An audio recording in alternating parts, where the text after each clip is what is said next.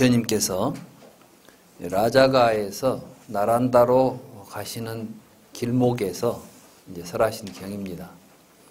라자가는 인도에서 지금 지도상으로 보면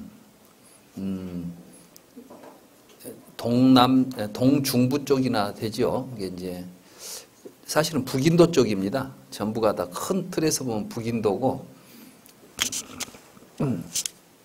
부처님 당시에 인도, 또 부처님께서 활동하셨던 인도는 인도 전역이라기보다는 북인도,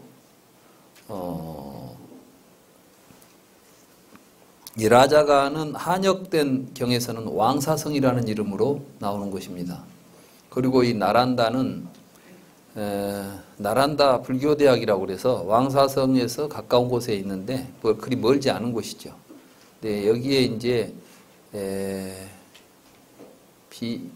한 2000년 전부터 거기에 불교 대학이 이제 있었던 곳이에요. 그래서 굉장히 오래된, 말하자면 이 불교가 인도에서는 아주 체계적으로 교육이 되고 연구가 되었던 것입니다. 그래서 스님들이 그 대학의 재학생들이 한 10,000명이 넘게 그 공부를 했다고 하는, 그러니까 요즘 종합대학들이 한 10,000명 될 거예요, 학생들이. 그러니까 규모가 서울대나 이런 정도 규모를 가지고, 학생 수 규모가 우리가 보통 누굽니까, 현장법사가 이제 유학을 가죠. 유학을 갈 때 그냥 아무것도 없는데 막 가는 게 아니죠. 교육기관이 있으니까 유학을 갔던 거예요. 그러니까 벌써 현장법사가 유학 갔을 때 그쪽에 재학생 수가 10,000여 명이 되고, 근데 거기는 전부 기숙학교 오지 않겠어요. 스님들이 우리 학교를 딴 데서 다니는 건 아닐 것이고, 그러니까 그 규모가 얼마나 컸겠습니까? 애로부터 불교는 인도에서는 그러기 때문에 이제 그런 데서 연구되고 한 것들이 책이 만들어지고, 그래서 많은 불교 서적들이 지금 존재하는 것이 아닌가 싶습니다. 네, 아무튼 부처님 당시에는 나란다에 불교대학은 없었지만은 부처님께서 주로 자주 들리시면서 법을 폈던 그런 장소라고 생각이 됩니다. 그래서 어느 날 이제 비구들하고 같이 길을 떠나서 라자가에서 마가다 쪽으로 이제 유행을 하시는데, 뒤에서 어떤 스승과 제자가, 불교 예외도 스승과 제자가 따라오면서, 제자는 불법성, 부처님 교단과 부처님 승가에 대해서 그거 참 대단합니다, 훌륭합니다 하려고 이제 칭찬을 하는데, 스승은 뭘 대단치도 않은 걸 너는 그렇게 자꾸 하느냐고 이제 비방을 하고, 두 사람이 오는데 한 사람은 칭찬하고 한 사람은 비방하고, 그러니 이제 뒤에 비구들이 오는데 뒤에서 그렇게 비방과 칭찬을 서로 주고받으면서 오는 걸 들으니까 신경이 좀 쓰였던가 보죠. 그래서 저녁에 이제 자리를 잡았는데, 비구들이 앉아가지고 이제 그 이야기를 하는 겁니다. 왜 저 사람들은 저렇게, 스승은 부처님을 비난하는데 제자는 또 왜 우리 불교를 저렇게 찬탄을 할까 하고 이제 이런 이야기를 하고 있는데, 부처님이 거기에 이제 오셔가지고 그대로 이야기에 대해서 칭찬과 비난에, 칭찬한다고 해서 기뻐하고 들뜨지 말고, 비난한다고 해서 화를 내거나 거기에 대해서 언짢아해서는 안 된다. 수행자는 항상 비난과 칭찬에 흔들리지 않아야 된다는 법문을 함과 동시에 여기에 굉장히 중요한 이야기를 합니다. 항상 우리들은 진실을 바라보는 태도를 가져야 된다. 칭찬한다고 좋아하다 보면 사실은 우리가 보통 칭찬하다 보면 하늘 높은지 모르고 올라가다 보면 이제 과장도 되고 거짓말도 하게 되잖아요. 또 그런가 하면은 이제 비난을 받게 되면 진실을 밝히기보다는 감정적으로 흐르기가 쉽단 말이죠. 그래서 부처님께서는 여기에 이제 이런 말씀을 하십니다. 그 14쪽에 15번부터 보면 다른 사람들이 나를 비난하거나 가르침을 비난하거나 승가를 비난하더라도 그때 그대들은 화를 내거나 불만을 갖거나 싫은 마음을 내어서는 안 돼요. 또 만약 다른 사람들이 나를 비난하거나 승가를 비난할 때 격분하고 불쾌하는 것은 그대들에게 장애가 돼요. 비구들이여 다른 사람들이 나를 비난하거나 승가를 비난할 때 또 그래서 그대들이 격분하고 불쾌한다면 그대들은 다른 사람들의 이야기가 옳은지 그른지 알 수가 있겠어. 그러니까 어떤 사람이 하는 이야기를 들을 때 우리는 내가 화를 내버리면 그 사람이 진실을 이야기해도 사실은 이제 안 받아들이죠. 진실을 받아들이지 않는데, 그래서 그 사람이 나를 비난할 때 사실이라면 우리는 어떻게 해야 되겠어요? 내가 그런 일을 하고 있었구나라는 것을 알아차리고 이제 고쳐야 되겠죠. 우리는 다른 사람의 비난에 대해서 내가 잘못했는데 다른 사람이 그걸 밝혀내면 기분이 어때요? 너나 잘하지. 이런 태도를 갖잖아요. 그러니까 이 사실관계는 이제 어디로 가버리고 감정에 의해서 우리는 서로 흔들리게 돼요.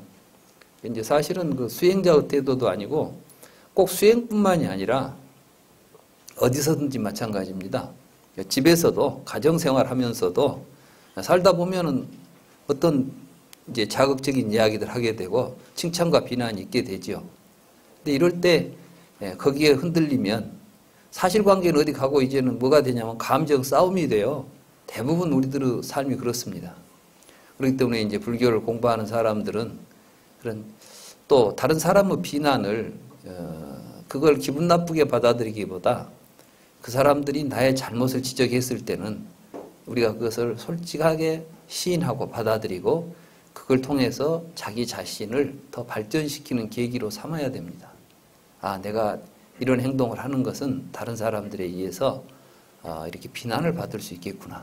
이런 행동을 해서는 안 되겠구나.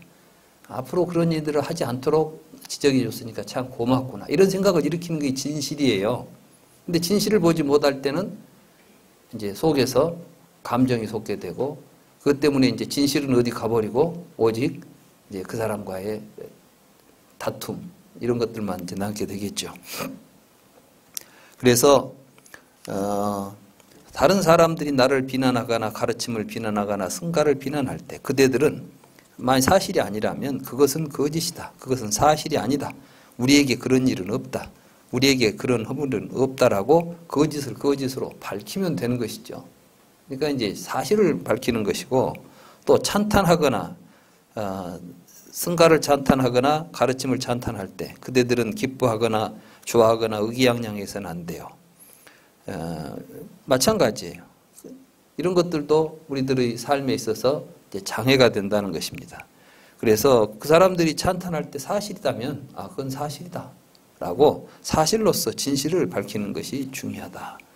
이 말 끝에 15쪽에 보면 비구들이여 범부는 사소하고 세속적인 계율의 실천만으로 열애를 찬탄한다.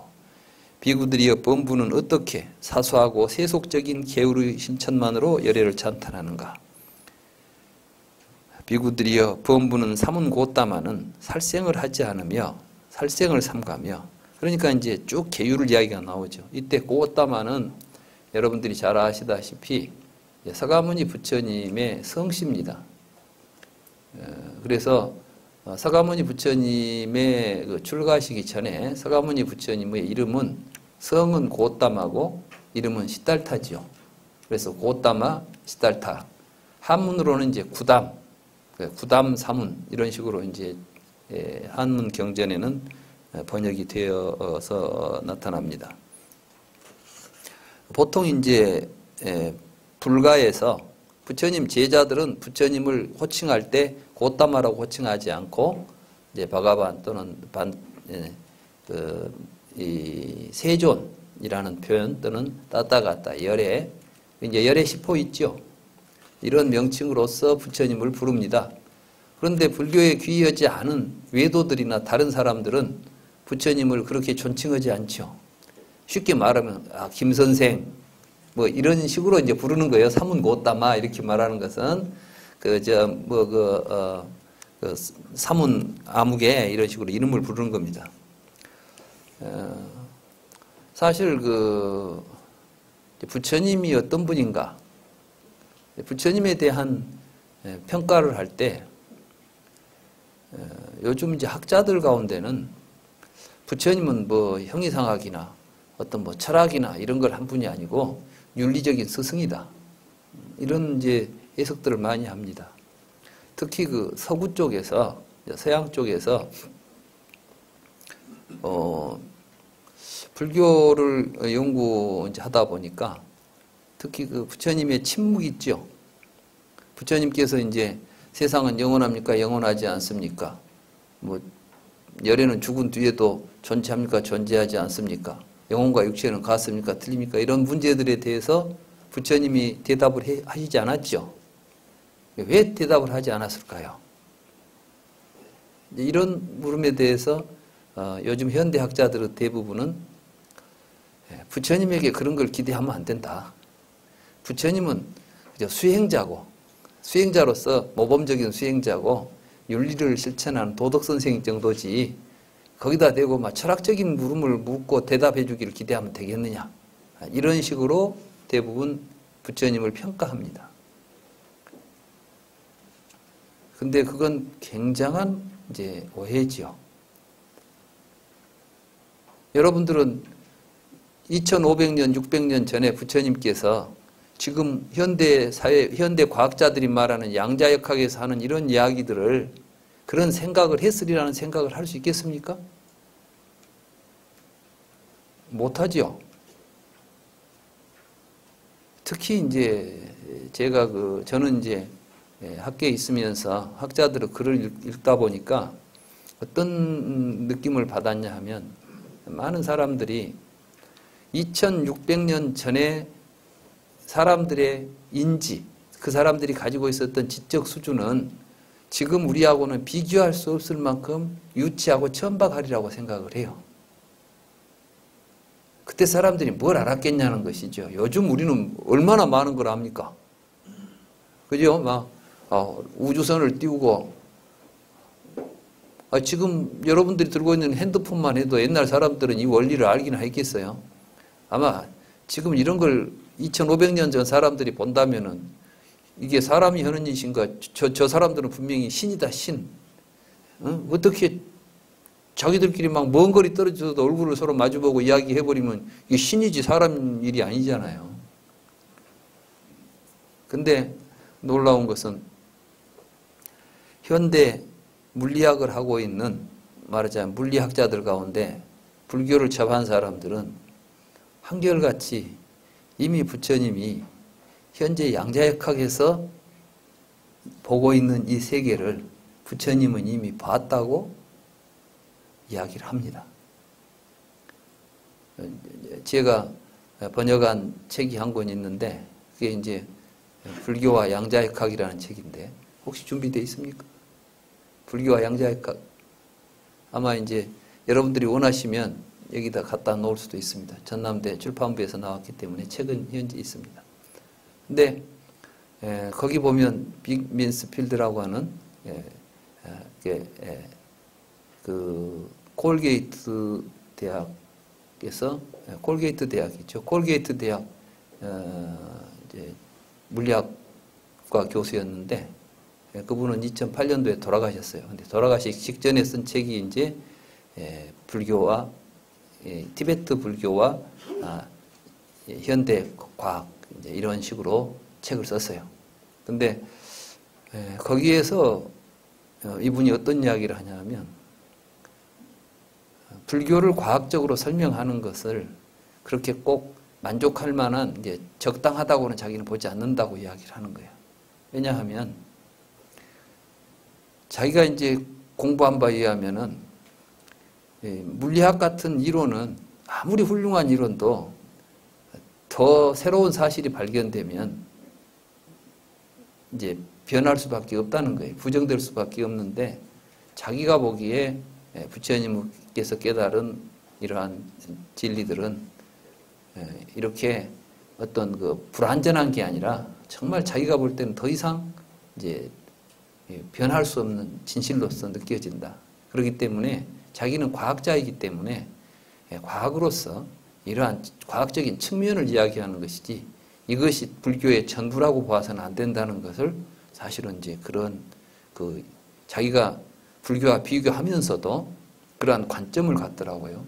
이것은 무엇을 의미하냐면 실질적으로 과학적인 탐구를 하는 사람들은 부처님이 뭐 양자역학인 이런 이론을 알았다는 것이 아니라 그 관점이 있다는 거예요. 관점이. 그 관점은 뭐냐 하면 지금까지 우리는 밖에 있는 사물들이 나와는 무관하게 있다고 생각했습니다. 여러분들도 다 그렇게 생각하시죠? 내가 있든 없든 바깥에 있는 것들은 그대로 있을 거 아니에요. 여기 컵은 내가 없어진다고 해서 컵이 없어질 리도 없고 내가 없다고 해서 이 책상이 없어질 리도 없겠죠. 그래서 우리는 이런 것들이 밖에 실제한다고 생각했고 그 실제하는 것을 상대로 해서 연구를 했던 게 과학이에요. 이걸 보고 이제 과학적 실제론이라고 부릅니다. 과학적으로 밖에 뭔가 실제하고 있고 그것을 우리는 객관이라고 하죠. 대상화시키고 그 대상을 우리가 이제 분석을 하고 연구를 해가지고 그 대상이 가지고 있는 성질이나 구조나 모습들을 이해하는 거죠. 이게 이제 연구죠. 근데 과학자들이 그걸 연구하다 보니까 어떤 현상을 이제 알게 됐냐면은 내가 볼 때하고 안 볼 때하고 다르더라는 거예요. 볼 때와 안 볼 때 결과가 다르게 나타나더라는 거죠. 그러면 보는 나와 무관하게 있다고 봐야 되겠어요? 내가 보니까 뭔가 달라진다고 봐야 되겠어요? 보니까 달라진다고 봐야 되겠죠. 그래서 결국 이제 어떤 이야기를 하게 되냐면 우리가 그것을 보기 전에는 그거는 사실은 아무것도 아니다라고 이야기해요. 그러니까 이제 문제는 우리가 있다라고 하는 것은 나와는 무관하게 있는 것이 아니라 내가 본 뒤에 뭔가가 존재하게 되는 것이죠. 이해가 되세요? 비유하자면 이런 겁니다. 제가 전에도 말씀드렸는데 제가 그 어려서 고등학교 때 이제 출가해가지고 그 어떤 이제 스님 밑에 가서 참선을 했는데 어느 날 스님이 저한테 행자가 먼저 생겼어, 무등산이 먼저 생겼어 그러시더라고. 그래서 저는 이제 그때는 한참 뭐 화두 들고 매진에 있을 때인데 그 말을 딱 들으니까 딱 느껴지는 게 그렇지 나에게 무등산은 내 눈에 비친 무등산이잖아요. 내가 없으면 무등산이 어떻게 나에게 나타나겠어요?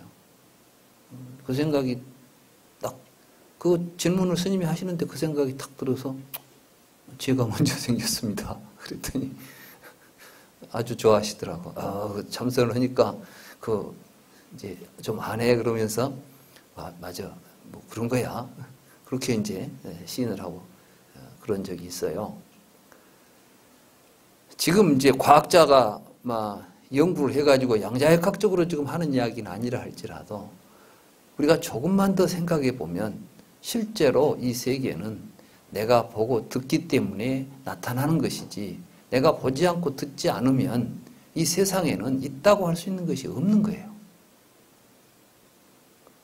근데 그 생각이 인류들에게 보편적으로 그럴 수 있겠구나라는 생각을 하기 시작한 건 불교 이해에서는 20세기 후반이에요. 그것도 20세기 후반, 전반도 아니고 20세기 후반에 양자역학이라고 하는 과학자들이 다시 말해서 아인슈타인도 끝까지 그럴 리 없다고 생각했던 거예요.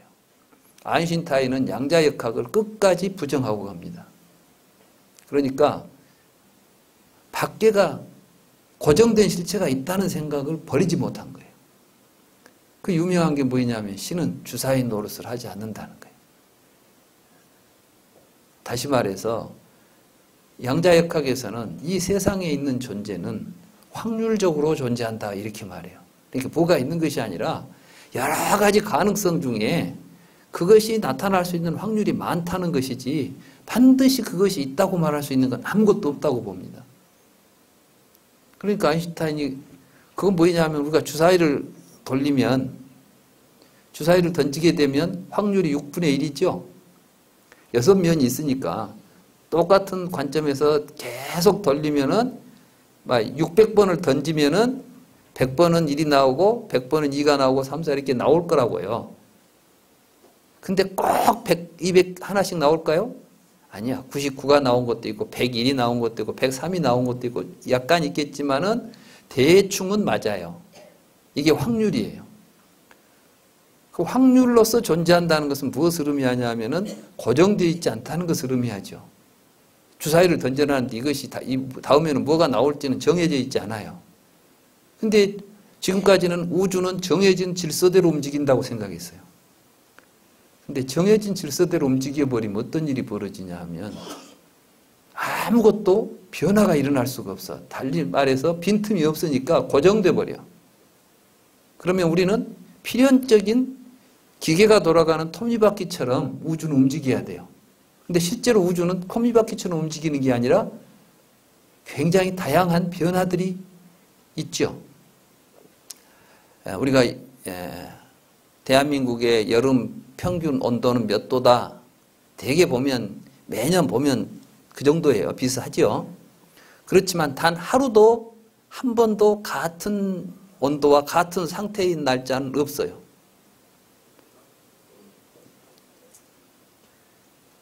사실은 똑같은 사건이 벌어질 확률은 제로입니다. 그러니까 지금까지 이 세상에서 있었던 모든 일들은 다 일회성이었어요. 날마다 똑같은 아침 같아도 해가 뜰 때 햇살 자체가 날마다 다릅니다.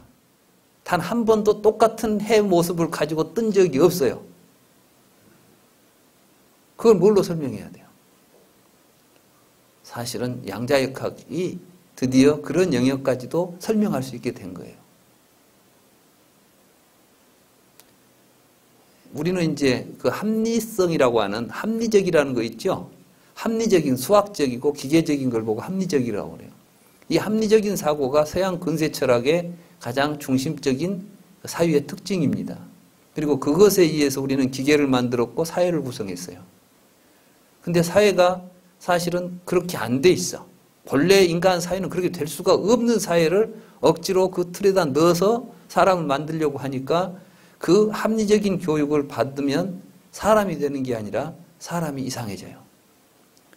지금 우리가 학교에서 받는 교육의 핵심이 서구의 이 합리주의인데 그 서구의 합리주의적인 사고방식을 도입해가지고 교육을 시킨 어느 사회에나 결국은 많은 사회적 문제를 일으킵니다.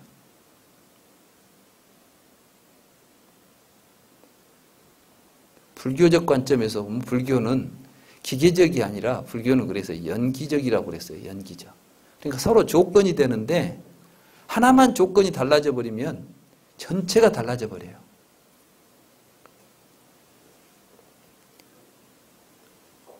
여러분들은 작다고 깔보면 안 돼요. 큰 사건도 처음엔 항상 작은 일에서 시작하고 있어요. 여러분들 그 버터플라이 이펙트라는 이야기 들어보셨어요? 나비 효과라고 그러죠? 예, 봄날 나비가 한들한들 날아갔어요. 그때 일어난 바람이 이리저리 인연을 맺어가지고 뒤에 가서 큰 태풍이 돼가지고 엄청난 힘으로 나올 수도 있다는 것이에요. 우리는 이제 불교의 연기설은 기존에 있었던 모든 사상의 기본 패러다임을 부정하고 있는 거예요. 불교는 굉장히 전혀 다른 패러다임을 이야기하고 있죠. 이게 불교인데 많은 사람들이 불교를 그렇게 이해를 못하니까 자기가 가지고 있는 패러다임, 자기가 가지고 있는 안목을 가지고 불교를 보면은 불교는 보이지도 않아요. 그러니까 불교 사상에 대해서 이해가 안 되는 것이지. 부처님 왜 침묵했는가? 사실은 부처님이 침묵한 건 그러한 문제 자체가 잘못된 사고방식에서 비롯된다고 부처님은 알고 있었어요. 근데 그 사고방식이 옳다고 생각한 사람은 거기서 답이 나와야 되는데 안 나오니까 몰랐거나 관심이 없었거나라고 해석을 하는 거예요. 자, 세계는 영원할까요? 영원하지 않을까요? 여러분들은 그 문제가 둘 중에 하나겠죠. 영원하거나 영원하지 않거나. 안다면 둘 중에 하나의 답을 이야기해 줘야 되겠죠. 근데 부처님이 침묵했어요. 그럼 우리 생각에는 몰라서 답을 안 하거나 관심이 없어서 답을 안 하고 있거나 둘 중에 하나겠죠. 이런 식으로 본다는 말씀이에요, 불교를. 근데 불교는 그렇게 접근해 가면 안 됩니다. 제가 제 경험에 의하면은 불교는 공부하면서 내 생각이 잘못됐다는 것을 반성하면서 공부가 진도가 나가요. 내가 이해가 되어서 내 이해가 늘어나고 있는 게 아니라 지금까지 내가 생각했던 사고방식이 무너져야만 불교가 보이기 시작한다는 거예요. 파사현정이라고 그러죠. 잘못된 생각인 줄을 알아차렸을 때 비로소 부처님 말씀이 무슨 말인지를 알게 되는 거예요.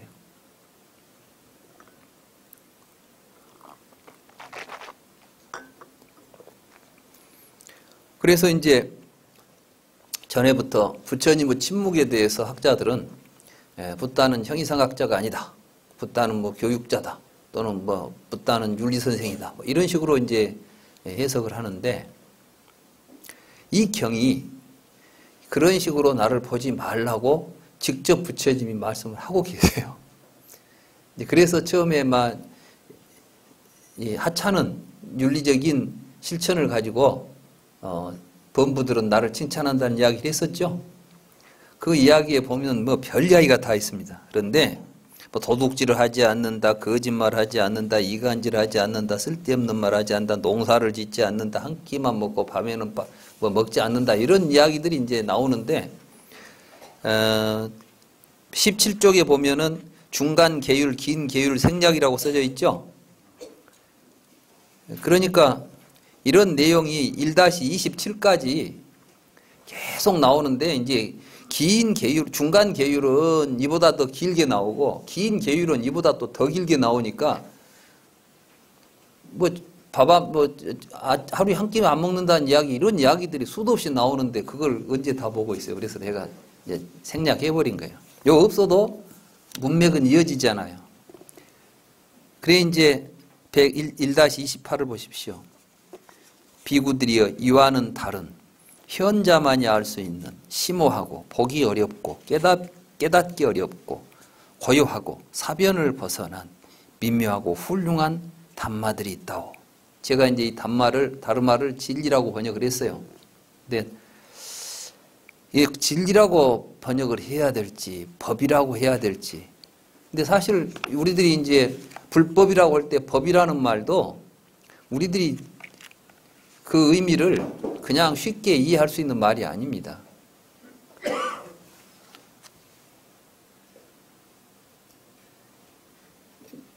존재라는 말 대신에 법이라는 말을 이제 불교에서는 써요. 그러니까 만법 귀일 그러죠. 만법 귀일 뭐 그런 말 들어보셨죠? 근데 뉴턴이 뭐 법칙을 이해할 때 만유인력의 법칙 그러잖아요. 부처님은 그 유라고 하는 말이 들어가야 될 자리에 법이라는 말을 쓰고 있는 거예요, 지금. 이게 모든 존재 현상들이죠. 그래서 이 단말을, 그런 현상에 대해서 이 다르마라는 말을 사용하고 있는 사람은 인도 철학자 중에, 인도의 종교 사상가 중에서 부처님이에요. 다른 사람들은 그렇게 안 해요. 다른 말을 쓰는데, 불교에서만 이거 다르마라고 쓴단 말이죠. 부처님은 그 다르마를 이해하고 체험하여 가르친다는 거예요. 그러니까 이제 이 세상은 존재의 세계가 아니라 다르마로 된 세계예요. 그래서 이걸 보고 법계라고 부르는 겁니다. 우리가 이제 법계라는 말을 쓰죠. 불교에서는 우주나 세계라는 말 쓴 게 아니라 법계라고 쓰잖아요.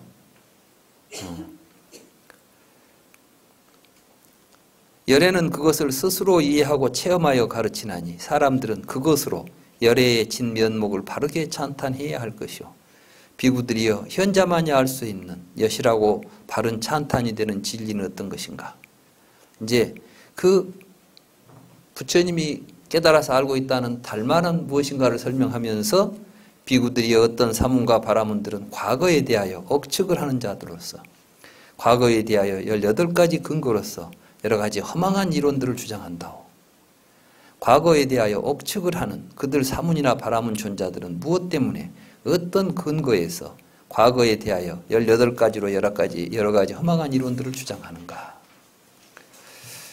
지금 여기에서 과거에 대하여 억측을 한다, 이것은 뭐냐면 이제 전생 이야기를 하는 거예요. 그러니까 부처님 당시에 인도에 전생 이야기를 하는 사람들이 있었다는 것이죠. 부처님 보니까 누가 뭐 나는 전생에 뭐 전생을 언제까지 보는데 전생 이야기를 쭉 하니까 이 전생 이야기를 하는 것은 부처님은 지금 뭐라고 말씀하시죠? 억측이라는 거예요. 억측은 뭘 억측이라고 그럽니까? 사실을 이야기하는 것입니까? 아니면 자기 혼자 꾸며서 생각하는 것을 억측이라고 그럽니까? 요즘 말하면 짐작으로 하는 거예요. 짐작. 억측이라는 우리말로 하면 짐작이에요. 아마 그럴 것이다. 우리 주변에 뭐 수행을 좀 하신 분들 가운데 불교 수행을 한다고 하시면서 전생을 본다는 분들이 계셔요. 좀 들어보셨죠? 그럼 전생을, 그 사람이 말하는 전생은 진짜 전생을 봤을까요? 아니면 억측일까요? 내가 어쩐 적에 꿈을 꿨어요. 내 꿈에 내가 전생에 막 무엇이 있어갖고 돌아다니서 꿈을 꿨어. 내가 이제 깨가지고 나는 전생을 봤다. 그 전생일까요? 내 억측일까요? 예? 제가 이제 이 말씀을 드리는 것은 우리가 불교 수행을 하면서 자꾸 수행을 해서 무엇이 좀 보여야 된다는 이 강박관념들이 좀 있어요. 예를 들어서 전에 어떤 노보살님이 저한테 와가지고 아들 카센터 개업하는데 날 좀 잡아달라 하더라고.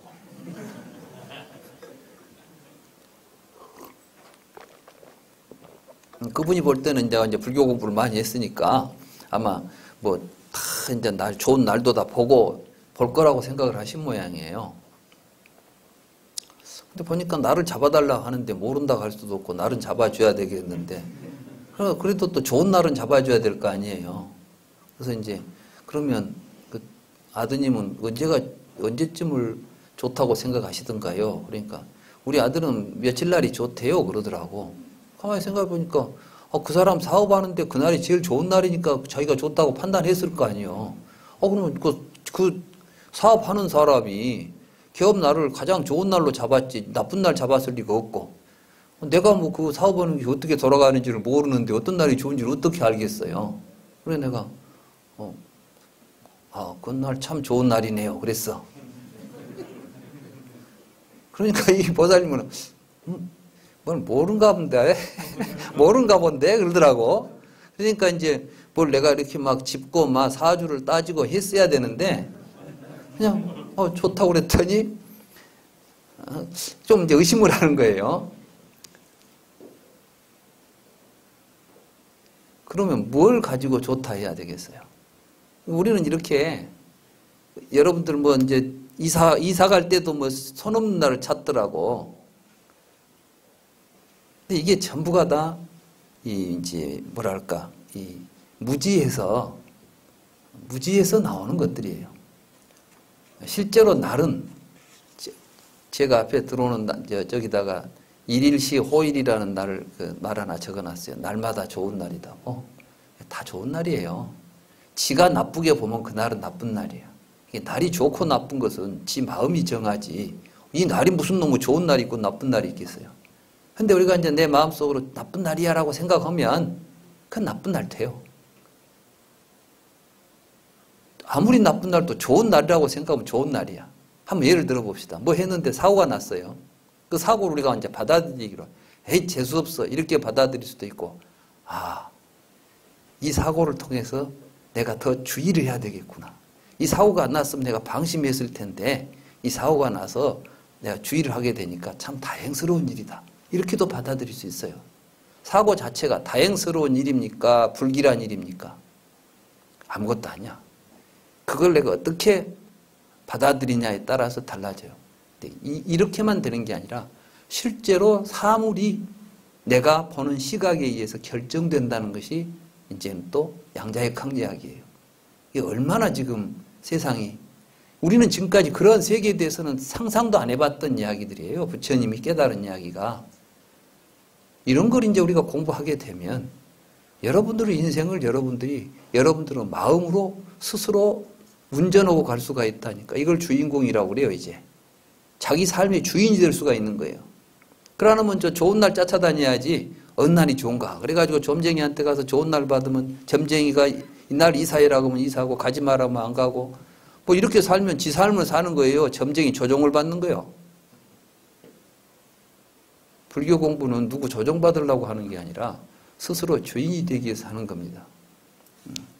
근데 아무튼 이 불교 공부를 하면서 뭐 전생을 본다거나 이런 이야기를 하지만은 실제로 이제 이 명상, 불교 명상의 특징을 아셔야 돼요. 불교는 선정을 하되, 선정을 닦되 선정에 빠지면 안 됩니다. 선정에 빠져가지고 선정 속에 갇혀 있는 걸 보고 이걸 이제 그 무기라고 그래요. 그러니까 이제 지혜가 없으면 안 돼요. 그래서 해가 항상 통찰해 줘야 돼. 말하자면 그러려면 통찰이라는 것은 뭐냐면 현실을 정확하니 파악해 주는 힘을 가져야 된다고요. 그러니까 이제 불교 수행을 하는 사람들은 행주자와 어묵동정이라고 그러죠. 행이라는 것은 걸어가는 것이고 주는 뭐예요? 머무는 거. 좌는 앉아있는 거, 와는 누워있는 거, 어는 말하는 것, 묵은 침묵하는 것, 동은 움직이는 것, 정은 움직이지 않는 것. 그러니까 일상적인 우리의 모든 삶 속에서 선정이 일어나야 돼요. 그러니까 지금 제가 이야기하면서도 저는 제 의식, 제 마음이 불안하거나 이러면 사실 강의 못합니다. 오늘 뭐 이렇게 많은 사람들이 모였는데 내가 어떤 이야기를 해야 돼? 여기 오면서부터 막 마음이 동요돼 갖고 있으면 뭐 할 이야기도 다 도망가 버리고 굉장히 힘들 거 아니에요. 여기 올라오기 전이나 올라온 후나 여러분을 상대하거나 강의가 끝나거나 마음은 항상 그 자리에 있어야 돼요. 그래야 이제 이야기하면서 사람들이 내 이야기를 어떻게 듣는가도 살피고 사실 계속 주목해야 됩니다. 강의를 잘하는 법은 내가 말을 잘하는 게 아니라 관중들을 정확하게 읽어내야 돼요. 여기서 내가 이야기할 때 사람들이 지금 내 이야기를 어떻게 듣고 있구나, 정확하니 보고 있구나, 내가 이것을 내가 파악을 못하면 다음에 어떤 이야기를 해야 되겠구나, 이런 게 안 되면 나는 나대로 이야기하고 듣는 사람은 듣는 사람대로 들으니까 뭔 이야기를 해도 소통이 안 되는 거예요. 그러니까 이것도 사실은 삼매가 없으면 제대로 된 강의도 안 되는 거예요. 그래서 이제 부처님 말씀에 보면 모든 일은 삼매에서 이루어진다 그랬어요. 여러분들이 나를 본다면 내가 보일 때는 나에게 삼매가 일어나고 나를 통해서 여러분들에게 삼매가 일어날 때 내가 보이는 거예요. 오늘 내가 2시간 강의를, 3시간 강의를 이제 할 건데 그동안 나를 몇 시간이나 볼 수 있을 것 같아요. 여러분이 본 것은 뒤에 가도 기억해요.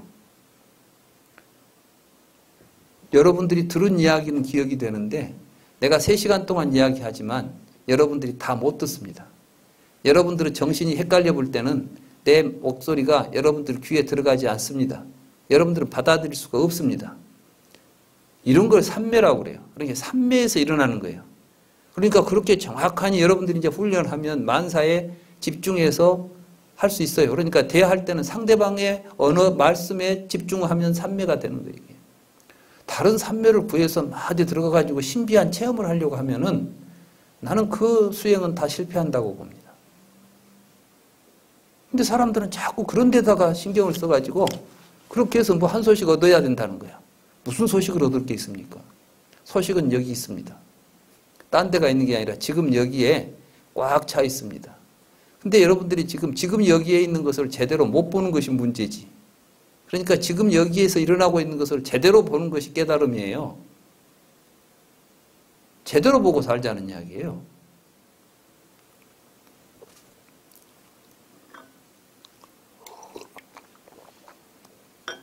그래서 여기서 보면 이제 억측이라는 이야기를 합니다. 근데 억측을 어떤 억측을 해버리느냐? 어떤 사람들은 막 수십 겁 전에 무엇을 본다는 억측을 하고 있는 거예요, 전부.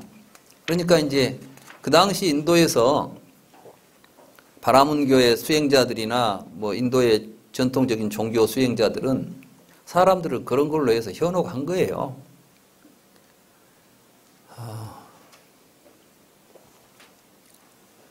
부처님의 가르침은 자기 자신에게 의지하고 남에게 의지하지 말라는 가르침입니다. 그것은 서가모니 부처님 자신에게도 우리가 의지하지 말라는 거예요. 부처님은 내 가르침에 의지하라고 그랬지 나를 의지하라고 하지 않았습니다. 불교는 다른 사람을 추종하는 종교가 아니라 자기 자신을 근거로 해서 자기 자신의 삶의 주인이 되어서 자기 스스로 자기의 삶의 길을 찾아가는 종교예요. 그러니까 불교에서는 후계자가 없습니다. 부처님 열반하실 때 부처님은 후계자를 두지 않았습니다. 그러니까 어떤 사람이 와서 아란존자한테 그럽니다. 아니 이렇게 큰 집단에 앞에 지도자가 없다니 무슨 말씀이요? 그러니까 우리는 지도자가 없어도 부처님이 가르쳐 주신 말씀에 의해서 우리는 그대로 실천하면서 살아갑니다.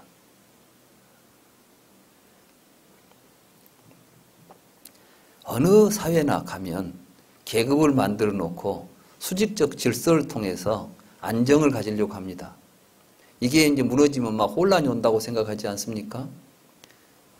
그 속에서 억압과 착취가 일어납니다. 말하자면 위에 있는 자가 아래에 있는 자를 밟게 되어 있어요. 불교는 그것이 잘못됐다고 가르치는 종교예요. 그래서 부처님 스스로도 가장 아래 밑바닥 삶을 선택한 거예요. 부처님은 걸식하고 다녔죠? 부처님 스스로도 그렇게 말씀하십니다. 우리 수행자가 탁발하는 것은 밑바닥 인생이다. 세상 사람들은 밥그릇 들고 돌아다니면서 빌어먹은다 그러면 저주의 말이다. 그러나 우리는 바로 우리가 스스로 그 길을 선택했지 않느냐. 쌍육단 니까에 나온 말입니다.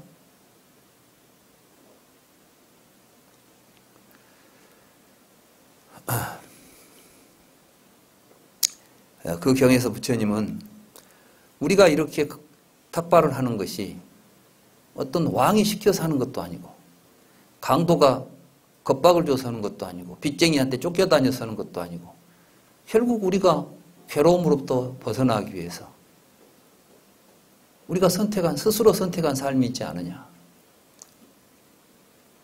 그렇습니다.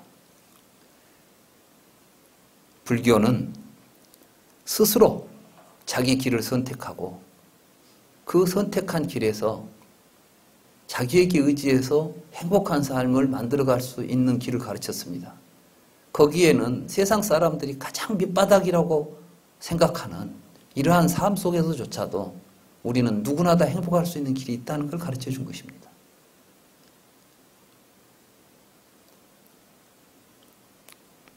그건 어떤 신통력을 가지고 전생을 보고 뭐 하늘을 날아다니고 이런 신통력을 부리는 게 불교의 진면목이 아니라는 것이죠. 그래서 이제 부처님은 평생 신통을 보인 적도 없고 신통을 요구했을 때 신통에 응한 적도 없고 다만 억측과 신통이라는 게 요즘도 보면 저도 그런 걸 좀 느껴요. 뭔가 좀 다른 사람과는 다른 것처럼 자기를 차별화시키고 그걸 통해서 결국은 자기 자신이 우위에서 그 사람들을 뭐랄까 뭔가 좀 차별적인 구조를 만들려고 하는 이런 모습들이 있다는 것이죠. 근데 부처님은 철저하게 모든 차별적인 모습들을 배제하신 분이에요. 우리가 경을 잘 읽어보면 부처님께서 깨달음을 얻었지만은 특별 대우를 받지는 않습니다. 제자들 보고 야 너희들은 얻어가지고 와라 난 앉아서 먹겠다고 하질 않아요. 부처님은 탁발할 때는 똑같이 같이 나가서 제일 앞장서서 탁발하러 가죠. 모든 것을 솔선수범하고 가장 모범을 보였지 평등한 관계를 깬 적이 없습니다. 심지어는 모여서 갈마 말하자면 여러 가지 이제 뭐 포살이나 자자 같은 행위를 할 때는 이 스님들이 모여가지고 참회도 하고 하지요. 참회하는 순서가 되면 제일 먼저 부처님이 나와서 참회를 합니다. 대중들에게 합장하고 대중들이요.